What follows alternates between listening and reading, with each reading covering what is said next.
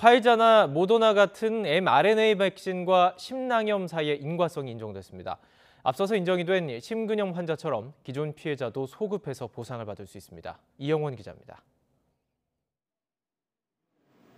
지난해 2월 코로나19 백신 국내 첫 접종 이후 관련 부작용 사례는 끊이질 않았습니다. 우리는 자식을 잃었고 부모를 잃었습니다. 민사도 하지만 세월호 사건처럼 부작위에 의한 살인죄, 업무상 과실치사상에 대한 형사 책임도 묻겠습니다. 백신 접종 뒤 심각한 부작용으로 숨졌다는 신고가 잇따랐지만 지금까지 인과성이 인정돼 보상이 진행된 사례는 6건에 불과합니다.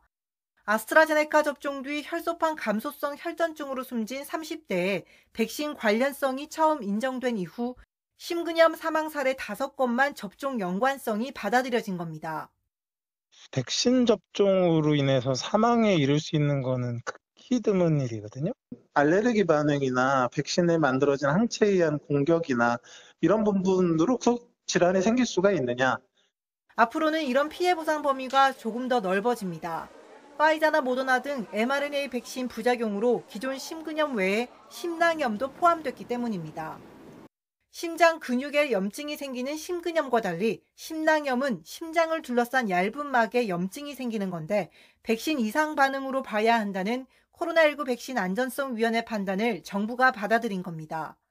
통한 임상적 특성에서 다른 원인이 없다는 것을 고려하면은 코비드19 백신 접종 후에 심낭염 위험도가 메신저 RNA 백신에서는 증가하는 것으로 결론을 내린 것이 타당하다고.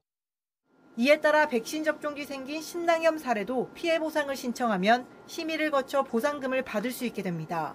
접종 뒤 피해가 생긴 날로부터 5년 이내면 보상받을 수 있는데 기존 피해 사례에도 소급 적용됩니다. 이미 보상을 신청한 심낭염 피해자는 200명에 육박합니다. YTN 이영훈입니다.